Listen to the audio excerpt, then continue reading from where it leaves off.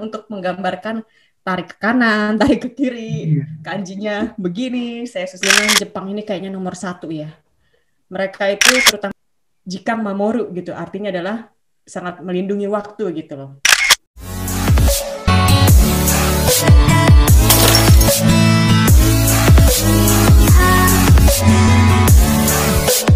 Membagi waktu itu bagaimana, Kak?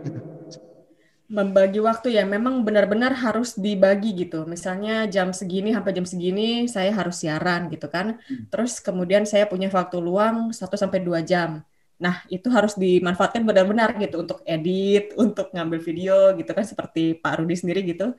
Harus di tengah-tengah di sela-sela gitu kan ada waktu luang, kita ya comot-comot waktunya untuk saya ngedit sendiri juga bisa berhari-hari. Masih termasuk terbilang baru gitu kan dan ini merupakan software yang maksudnya baru lah untuk saya gitu. Jadi saya juga sambil belajar sendiri dan seminggu ya targetnya sekali. Mungkin akhir-akhir ini lagi agak sibuk, jadi agak kosong ini channelnya. Iya, iya. Ya sebagai calon YouTuber ini kan ya terus berkembang kan. Namanya kita YouTube ini kan orang kreatif gitu. Tentu Iya. ya kedepannya kakak ini passionnya tuh apa di situ tuh di YouTube itu? Iya, passionnya sih ingin menyebarkan gitu ya. Yang pastinya bukan cuma orang Indonesia doang yang bisa melihat, tapi juga orang mancanegara bisa melihat gitu kan. Maka sekali-sekali saya menggunakan YouTube-nya dengan bahasa Inggris. Dan kalaupun bahasa Indonesia, biasanya saya kasih subtitle bahasa atau ininya terjemahannya bahasa Inggris gitu. Supaya nanti orang-orang juga bisa melihat. Misalnya lagi belajar bahasa Indonesia pun, mereka jadi tahu kan, oh ternyata penggunaan bahasa Indonesianya seperti ini dalam kehidupan sehari-hari begitu. Dan passion saya sih ya ingin menyebarkan cerita tentang Jepang gitu kan, juga tentang Indonesia ke luar negeri, seperti itu menjadi jembatan lah antara Jepang dan Indonesia. Dan sehingga orang-orang lebih betah lah untuk nonton channelnya gitu kan, nggak cuma melulu cerita doang, nggak cuma ini doang, tapi ada banyak variasinya begitu.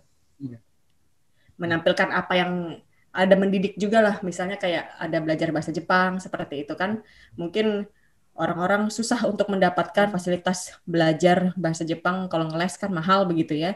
Jadi saya juga berusaha untuk mengajarkan misalnya kayak para pendengar yang suka bertanya, Kak, bagaimana ini caranya menulis kanji? Aduh, mohon maaf karena ini adalah radio gitu medianya. Jadi saya bagaimana gitu kan untuk menggambarkan tarik ke kanan, tarik ke kiri, kanjinya begini. Saya susah juga akhirnya saya berusaha untuk membuat belajar kanji di YouTube saya supaya mulai dari yang paling mudah supaya nanti bisa dipelajari dari situ. Jadi semoga ada manfaatnya gitu kan dari YouTube saya. Seperti Pak Rudi juga kan banyak sekali manfaat yang bisa didapatkan gitu, informasi-informasi berguna juga kan orang-orang pasti akan sangat terbantu sekali begitu. Mudah-mudahan. Amin, mudah-mudahan nih. Sama kita juga pemula nih. Iya. Mari kita bersemangat, Pak. Iya, bersemangat nih. Saling bantu-bantu ya. Iya, betul. Ketika saya ke Jepang itu janjian dengan Pak Haji. Pak Haji ya. Ya, tentu kita yang namanya orang Indonesia dan kami telat, Kak. Telat waktu itu ya. Dan Mungkin dasar ya, Pak. dan beliau itu menunggu kami. Ya memang on time itu saya ya salut sekali karena memang ya beginilah ya kita tahu Jepang ini tapi orang Indonesia dia baru datang ini ya. Ngasar lagi, salah tempat lagi kan jadi agak ini. Jadi kakak yang sudah 10 tahun di Jepang itu bagaimana melihat sosok orang Jepang nih, masalah kedisiplinan, itu masalah karakter, budaya dan sebagainya. Mungkin bisa di-share di sini, Kak. Betul sekali Pak Rudi. Memang kalau soal kedisiplinan Jepang ini kayaknya nomor satu ya. Mereka itu terutama dari segi waktu, kalau benar-benar bilang jam 1, tank. Jam 1 benar-benar tank gitu ya. Nggak ada lewat-lewatnya gitu. Dan saya senang sekali karena kereta transportasi di Jepang juga semuanya sangat tepat waktu ya. Jadi kalau misalnya saya janjian sama orang ketemu misalnya jam 1 siang gitu. Nah, saya tenang-tenang saja gitu, nggak perlu memikirkan nanti akan macet atau bagaimana gitu kan ya. Saya jam 12 jalan, sudah pasti saya nyampe ke tempat tujuan sebelum jam 1. Kalau mereka misalnya kereta itu kurang telat 1 atau 2 menit aja ya, orang Jepang biasanya sudah gomenasai, sumimasen kayak gitu kan, sudah minta maaf sampai setengah mati gitu. Jadi memang mereka tuh benar-benar Jikang Mamoru gitu. Artinya adalah sangat melindungi waktu gitu loh. Menepati waktu, menepati janji, seperti itu orang Jepang karakternya seperti itu. Dan bisa lihat adalah mengantri. Disiplin mengantrinya itu sangat luar biasa. Kalau kita lihat orang Jepang ya, mereka itu ngantri untuk ya, kedai makanan saja gitu ya.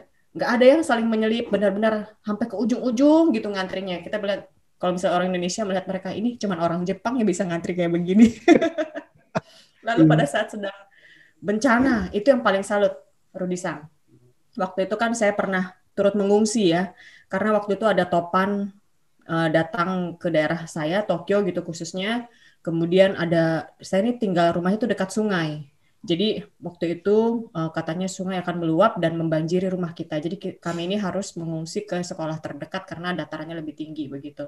Dan di sana saya melihat sendiri, walaupun saya sudah tahu memang di TV-TV gitu ya, orang Jepang kalau mengantri saat bencana pun mereka nggak keroyokan gitu kan. Pokoknya saya duluan yang bisa mendapatkan sembako atau selimut gitu kan.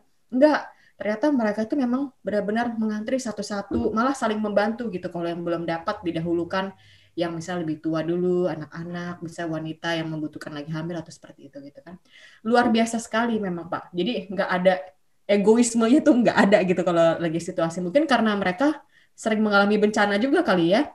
Jadinya nggak udah tahu gitu kan situasi bencana ya nggak perlu lagi kita saling kayak apa namanya egois begitu nggak perlu begitu loh. Jadi saya benar-benar salut untuk itu. Dan saya sendiri juga pernah saya waktu itu masih berada di Jepang saat lagi bencana gempa besar Jepang Timur itu Pak, yang apa ada tsunami dan di Fukushima itu kan.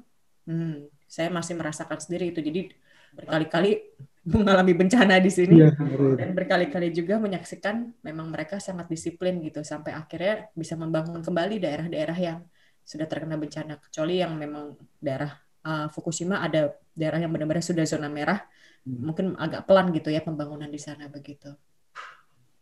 ya, membuat pengalaman yang sangat menarik ya. Iya, Dan Pak Rudi sendiri gimana? Pada saat datang ke Jepang, merasakan nggak ini ya, disiplinnya orang Jepang mungkin dia seperti itu? merasakan dan ketika kita naik Shinkansen Hmm, itu seperti bos dia pakai dasi yang pengen kan ya, dan dia betul betul. hormatnya luar biasa kita pun ya salut sih memang itulah yang poin yang terpenting yang kami dapat itu disiplinannya memang luar biasa ya.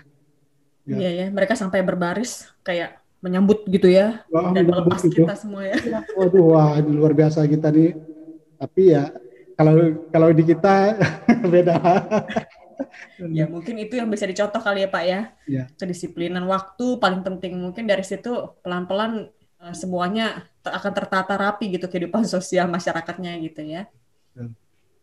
Ya. Kemudian pertanyaan terakhir Kak. Ya, Ya tentu orang yang telah lama di Jepang 10 tahun ya tentu punya pengalaman. Memang orang melangkah lebih jauh itu kan. Itu tentu sudah mempunyai keberanian ya mandiri dan sebagainya gitu.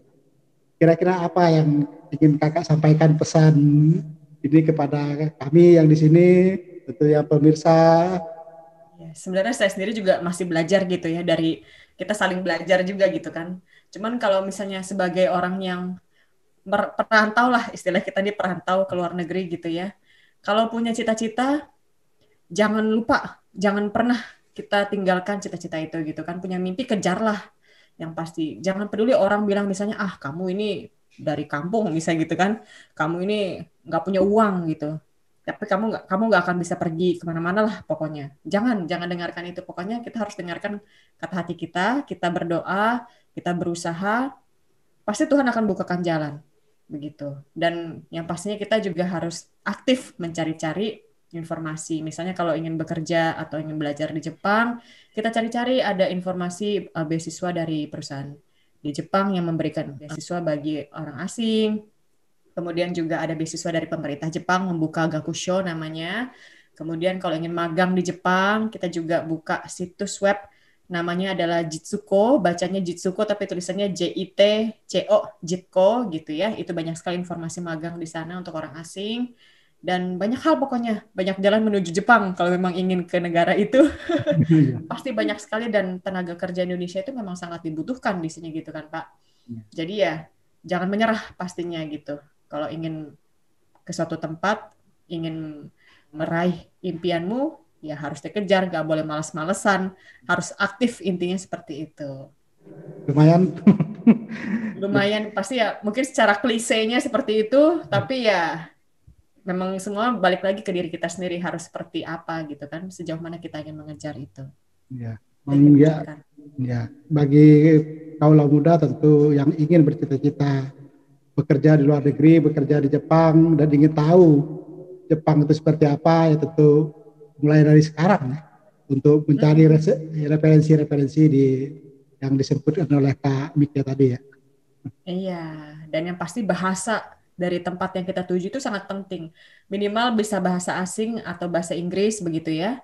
Dan kalau ke Jepang, ya bahasa percakapan sehari-hari lah supaya kita tidak tersesat gitu kan sampai ke sini celingak-celinguk nggak tahu mesti kemana ditanya arah. Kita mau tanya jalan, dia menunjukkan kita nggak tahu kemana gitu kan, Hmm. tersesat kita nantinya kan. Belajar bahasa itu sangat penting setidaknya untuk percakapan sehari-hari begitu. Ya, terima kasih atas kesempatan yang telah kakak berikan kepada saya untuk bincang-bincang santai di hari ini Iya, ya. Tentunya ya semoga kakak di sana ya, sukses, channelnya juga sukses, dan tentu memberikan amin. informasi, inspirasi untuk kita semua gitu kan. Ya, terima kasih juga Pak Rudi sudah mengundang saya untuk hadir di channelnya yang luar biasa ini, Rudi Haji Channel. Semoga nanti memberikan manfaat juga bagi para pemirsanya ya. Dan sukses juga Pak Rudi untuk pekerjaannya, semua pekerjaannya dan cita-citanya semoga terwujud ya. Kita sama-sama berusaha. Gambari Masyo. Ya, saya bisa Amin. arigato gozaimasu. Arigatou gozaimasu. Kochira koso arigatou gozaimasu. Pemirsa Rudi Haji Channel, demikian pembicaraan saya dengan Kak Mika Velma yang berada di Tokyo, Jepang. Sampai ketemu di vlog-vlog saya berikutnya. Terima kasih.